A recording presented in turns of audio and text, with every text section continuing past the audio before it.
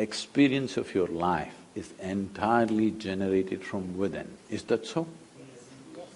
What is being generated from within must be happening your way. Must happen your way, isn't it? But right now, just about anybody can make you happy, make you unhappy, make you miserable, make you frustrated, make you angry, make you so many things. This means you're in a very deep state of slavery. Somebody decides what should happen within you, not even around you. What should happen within you, somebody decides. This is a terrible state to be in, isn't it? Because we have not taken charge of this fundamental thing. Something so tremendous has been given to us, but we are busy. We read one piece here, one piece there, we read one tidbit from this scripture, another tidbit from that scripture, and self-help book, this book, that book, all tidbits. But it's not working here and there in small way. On a certain day, a bull, you know a bull? A bull was grazing. Chomp, chomp, chomp, chomp, chomp. Slowly, green grass led him deep into the jungle. He went deep inside. There was a lion who was past his prime and he was having difficulty hunting in the jungle because the animals are fast and he is getting slow. Then he saw, after many weeks of grazing, this bull had become nice and fat. He saw this nice fat bull, his mouth watered. He stalked him, found the right moment, pounced upon him, killed him and ate him up. Stomach became full. With great satisfaction, he roared. There were a few hunters passing by. They heard this roar, they tracked the lion down and shot him dead. The moral of the story is, when you're so full of bull, you should not open your mouth.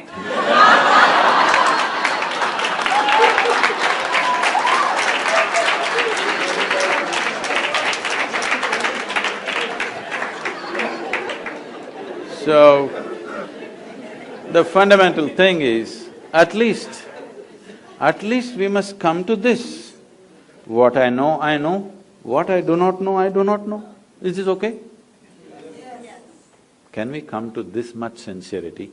What I know, I know. What I do not know, I do not know. Is it okay? Yes. No, right now the thing is, whatever I don't know, I believe. Whatever I do not know, I believe. Once you believe, you get enormous confidence without clarity.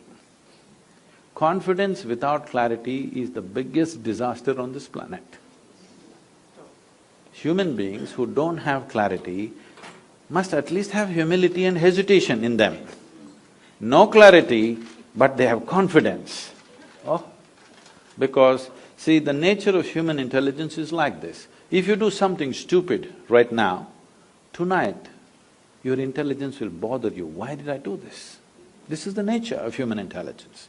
But if your stupidity is scripture endorsed or God endorsed, then you can do the same idiotic things with utter confidence. You don't have to turn back and look. It doesn't matter what is the result of your actions, how horrendous it is, but you can go on doing it because God has endorsed your stupidity. Can we come to this much, at least all of you doctors, you must come to this, what I know, I know, what I do not know, I do not know. Is it okay? Yes. Because I do not know is a tremendous possibility. When you see truly, when you genuinely see I do not know, the longing to know and seeking to know and the possibility of knowing becomes real in your life. Otherwise, everything I do not know, I believe. You can believe anything. If we work hard enough on you, we can make you believe just about anything, yes or no? Yes. From your childhood, if we work on you, we can make you believe anything. Right from your childhood, if I go on telling you, my little finger is God, if I raise this little finger, divine emotions will genuinely overflow within you, yes or no? Yes. If you feel this is too bare, I can dress it up. We can do some things. This happened. I was speaking to a group of people in Nashville, in Tennessee. Tennessee people? Hey, okay. And I was just telling them a joke. In the joke, I referred to God as Him. Immediately these few ladies stood up and said, "Do you believe God is a man?" I said, "Whoa, whoa, whoa." I was only telling you a joke. They said, "It doesn't matter, you said Him, do you believe God is a man?" Now this is a big issue in some of the southern churches in America. Is God a man or woman? They're trying to settle in this election, of course, but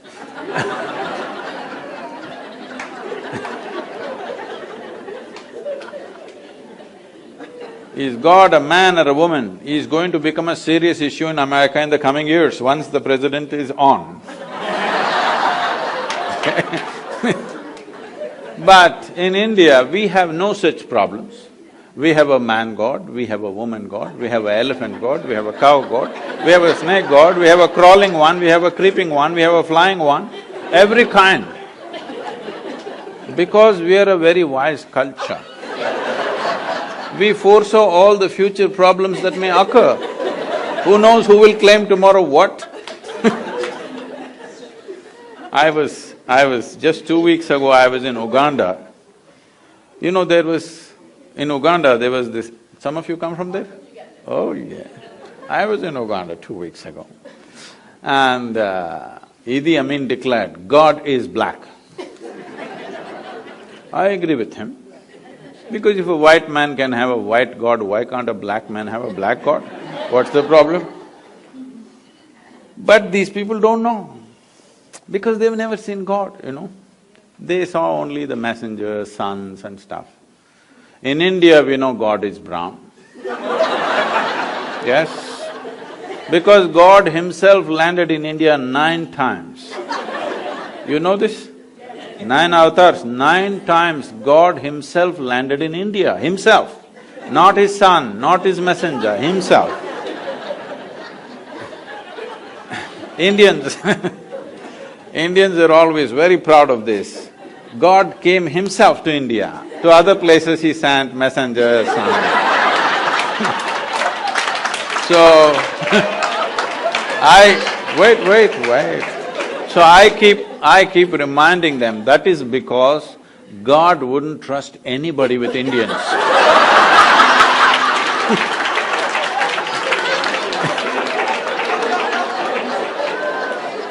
He wanted to do the job hands-on. So He Himself came 9 times and failed. 9 or 10 times debatable, but failure is not debatable, isn't it? So, we can believe what we want. Our beliefs may have something to do with our cultural milieu. We can wear our culture. Culture is the color of our life. We can wear our culture, we can be proud of it, we can enjoy it, but culture is not a tool for seeking truth.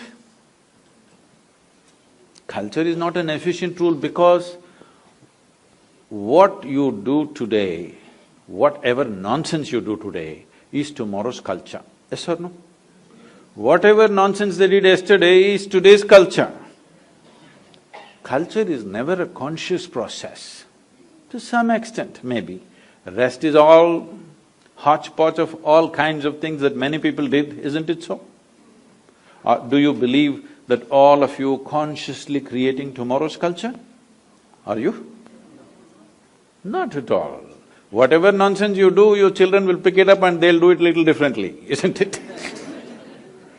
So, culture is not a conscious tool, culture doesn't have sharp edges, it is just like that, simply evolving like an amoeba in various forms, everybody in this room full of people, each person will have their own understanding of what is Indian culture right now. Yes or no? And you're free to have that, because It is you who making the culture, you're the producers of culture. This is not an instrument of truth. But if you do not know the truth about your own nature, how can you conduct this well? Only by accident. When you conduct something so sophisticated by accident, anxiety is natural, isn't it? Everybody is a client, you can put that up in your practice. Psychiatrist, everybody is a client. I was just joking, we started many crematoriums because the conditions were very bad in southern India. Isha started many crematoriums. People asked Sadhguru, what should be the byline? So we called it Kayantasthanam, that means where the body ends. Byline, I said, put it, everybody is a customer. Don't do any market development, just wait. Everybody will come one day. You don't have to do any marketing. Anyway they will come, isn't it? So madness is also going to become like this, that almost everybody is a client. If you get angry, you say, I'm mad at you, isn't it? You're admitting it.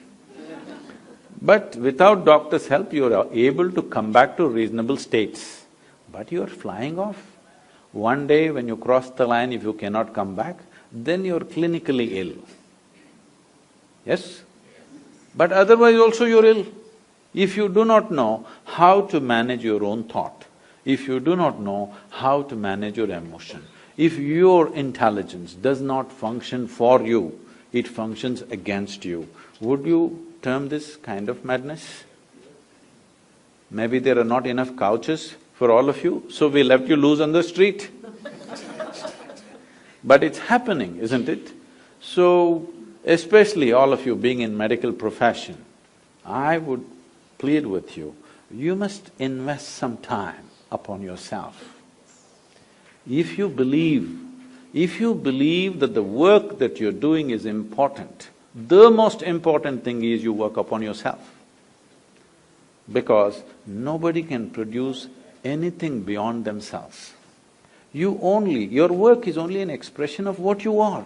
Nothing more than you can ever happen. Unless you enhance this, what you do can never be enhanced. Enhancing this means, there are many ways to look at it. I'll put it very simply, considering that I have to catch a plane.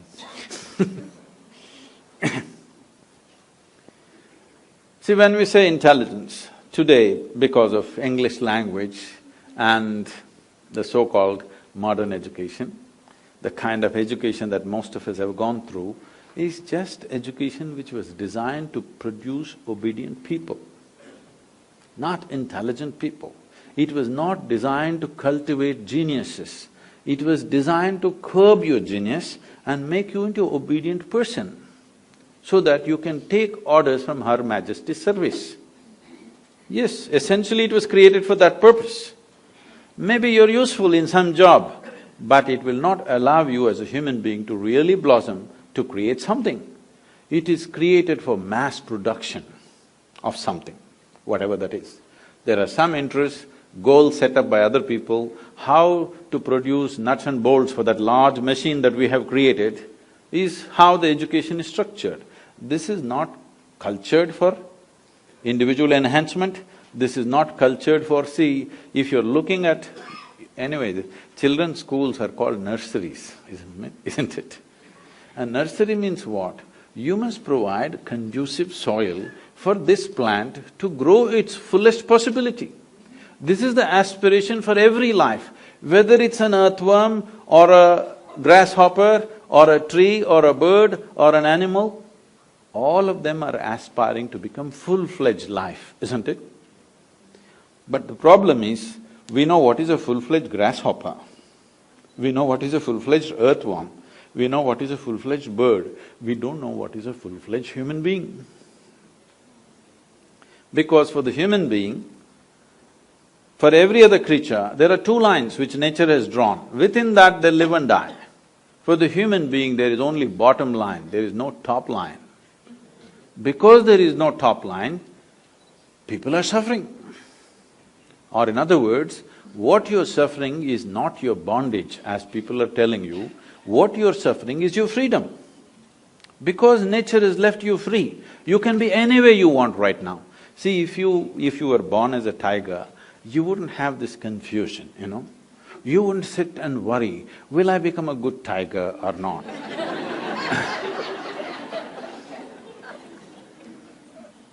If you eat enough food, you will become a good tiger. There is no confusion, will I end up as a pussycat, will I become a great tiger? There's no such problems for a tiger. There is no such problem for any other creature, because for all of them, two lines are fixed. You eat well, you will become that. But you eat well, this will not become that. This one has come without a top line, so it is left to you to determine what this should become. When such a freedom life has offered to us, this is the greatest possibility. Upon this planet at least, of the life that we have seen, this is the greatest possibility, isn't it? Instead of exploring it, we're trying to fix it all the time. This is that. We are trying to fix a top line. But tell me, whatever you are right now, would you like to be something more? You must tell me right now, otherwise I'll bless you.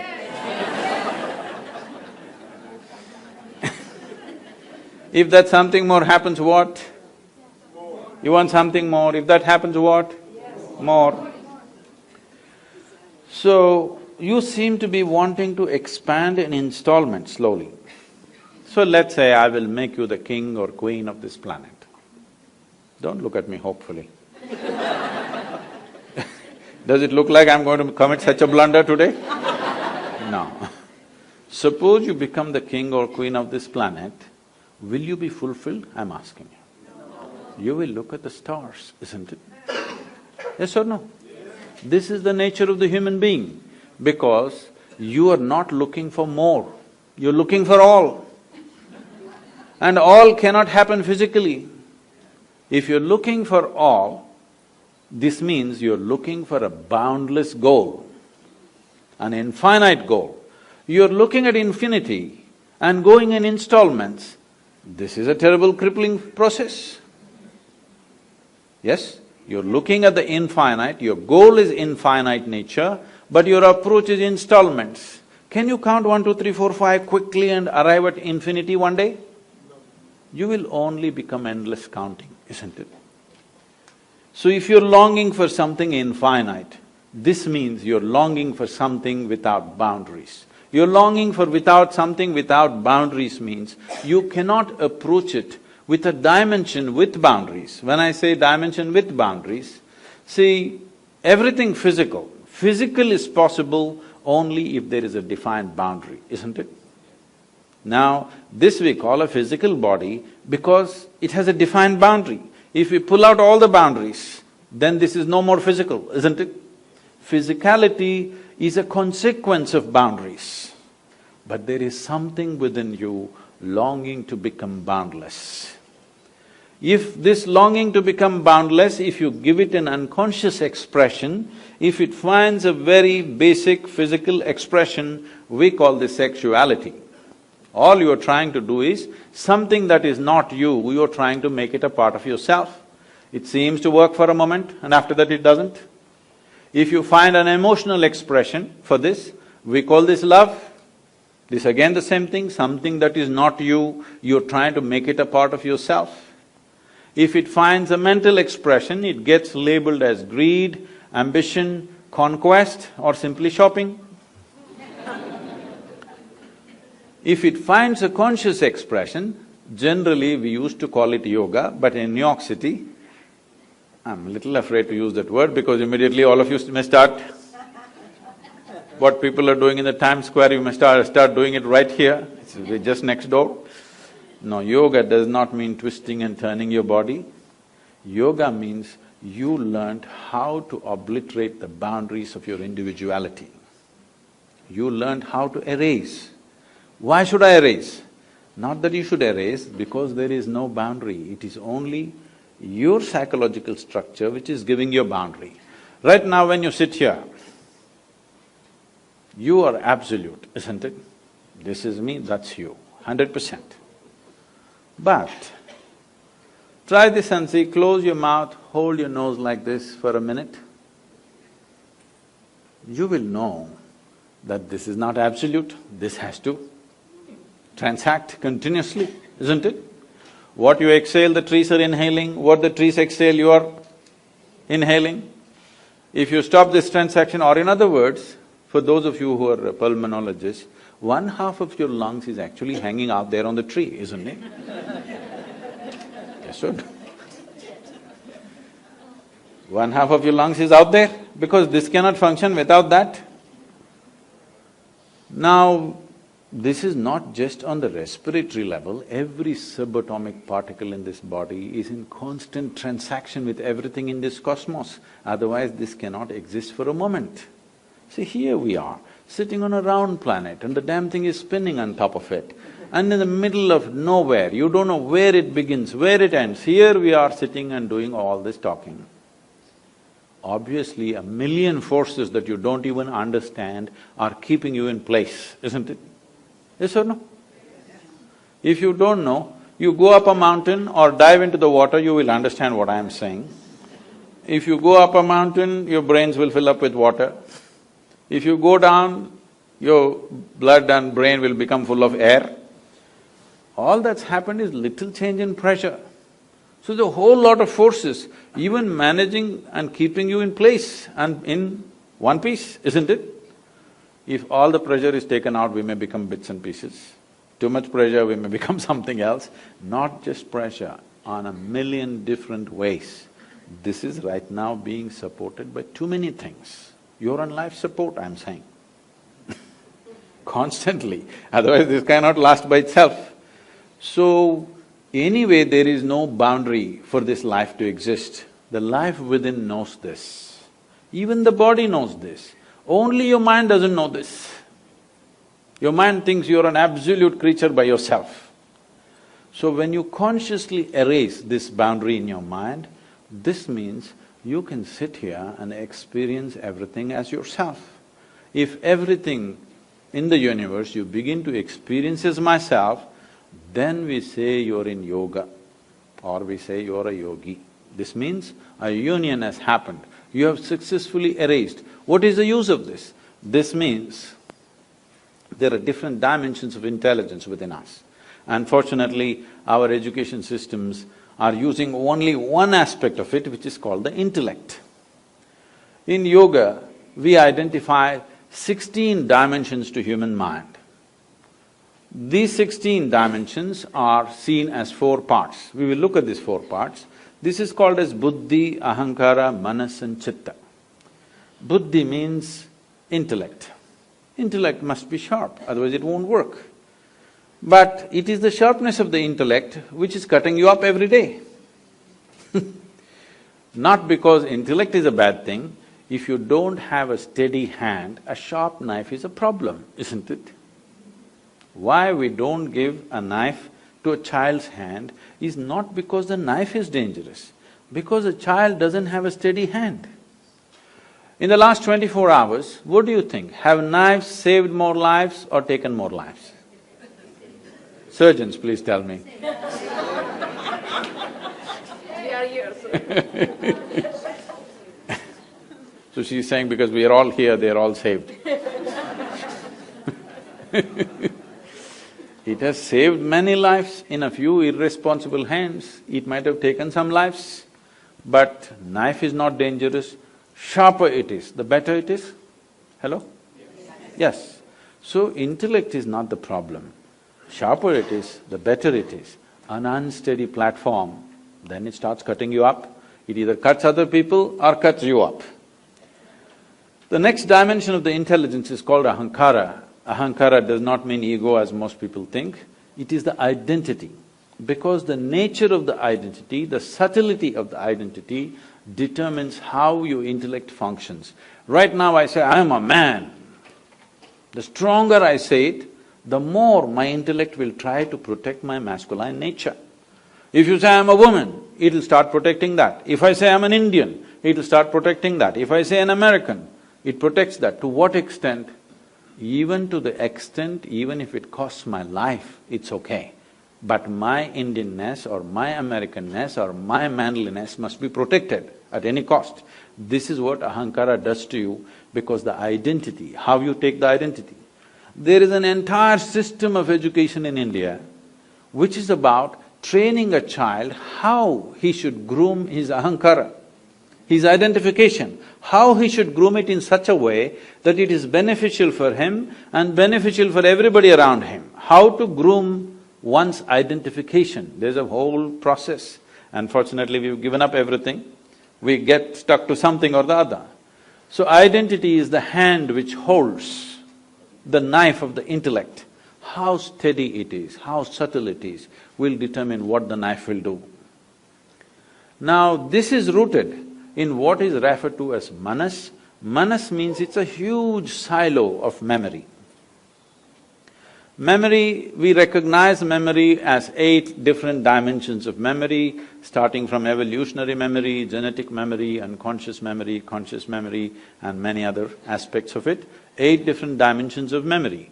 When I say all these different types of memory, I'm sure you don't remember how your great-great-great-great-grandfather or grandmother looked like, yes?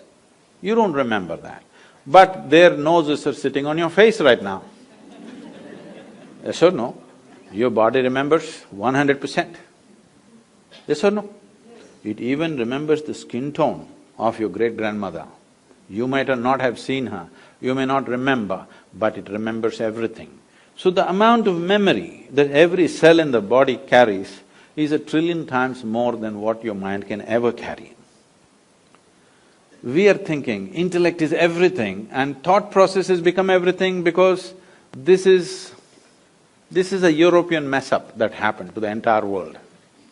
Somebody said, "I think, so I am." No, because you are, you may think.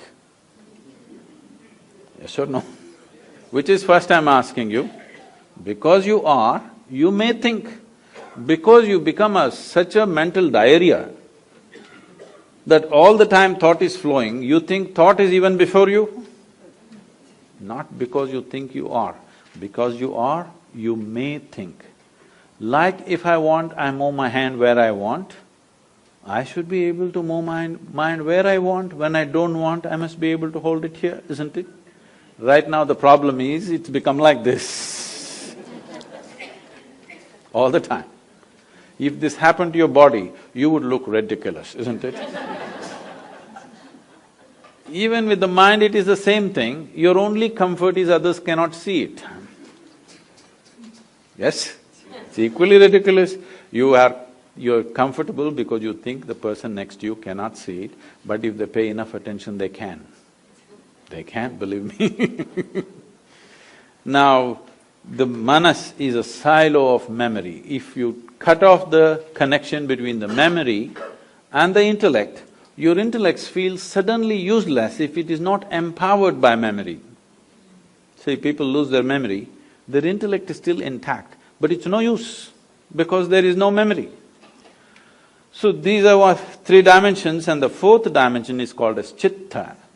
Chitta is a dimension of intelligence within you, unsullied by memory. There is no iota of memory in this. What memory means is, memory is the way you are setting up your boundaries. With memory, you recognize, this is my friend. Oh, I don't know who this is. That is my relative. I don't know who that is. You're establishing the boundaries of your life with your memory. Everything that you remember sets a boundary for you, isn't it?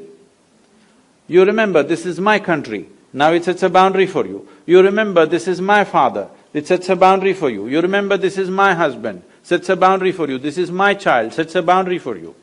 There is a dimension of intelligence within you which is unsullied by memory. If you touch your chitta, in the yogic lore, in a very mischievous way, it is said, if you touch your chitta, God becomes your slave. Because the dimension of intelligence which is capable of making a banana into a human being, if it became a conscious process, you would definitely live magically, isn't it? Other people will think you're superhuman, but I am telling you, this is what it means to be human. To eat, sleep, reproduce and die, you don't have to come with such a complex mechanism. An earthworm, if peace is the highest goal, you must come as an earthworm. And it's very eco-friendly. All its aspirations are 100% ecologically sensitive, isn't it? Yes or no? If you have a question, please. Yes, please. Namaskaram, Sadhguru. I have a question about medicine and law. In my opinion, a lot of physicians make medical decisions with fear of the legal system and malpractice suits. This fear affects the physician-patient relationship and increases healthcare costs. For example, I know I've ordered some tests for patients based on this fear, and I've seen other physicians do the same. So can you please speak on physicians' legal responsibility in taking care of someone else's health? And what can physicians as individuals and as a social collective do to overcome this fear? In ancient India, it was always said, there are three things which should never be commercialized: education, health and spiritual process. The moment you commercialize these three things, they will take the society in a completely different direction. When I say completely in a different direction, people are telling me, I have no way to check the statistics, they're telling me the food industry on the planet is $7.6 trillion. The pharmaceutical industry is $7.2 trillion. By the end of 2017, they're saying the pharmaceutical industry will be well above the food industry. This doesn't look like we are creating health on the planet, right? We are eating more medicine than food. Doesn't mean that we're doing great, obviously. So somewhere we've gone little off the rails. And I'm sure, I know what I say is not going to be very popular here. All of you have taken up a certain oath, isn't it? So your commitment is to health. Your commitment is not to legal systems. Your commitment is to health and life of the person who sits in front of you at that moment, or usually they lie in front of you probably. Your commitment is to that life and the well-being of that life. If legal systems are such right now, people are exploiting it in many different ways for their own advantages. Let it be so, one or two will suffer, I know. But suppose all of you practice medicine as it should be for the well-being of the patient, I'm sure most of the time that's your concern. But sometimes legal systems, other things take over. If you ignore those things and do it, suppose half of you have liability cases against you, then they have to change the law. Right now only 1 or 2% are under the liability, so they won't change the law. I'm saying you must become a majority, then the law will change, obviously.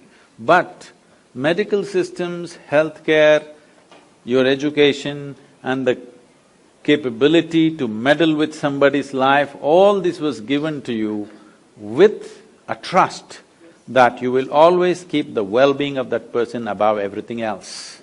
Let's keep it that way, please. Whether people go to a temple, church or mosque, they're busy making deals. Deal makers and devotees are two different people. We need to change the equation. It is not for those who do not have to talk about sharing, because what little they have, they're not willing to share. When success or failure makes no difference for you, you are a true success. I don't understand. When the result of an event has no impact on you, both ways you blissed out, you are a success. Till I was 19 years of age, I was so taciturn that I barely spoke.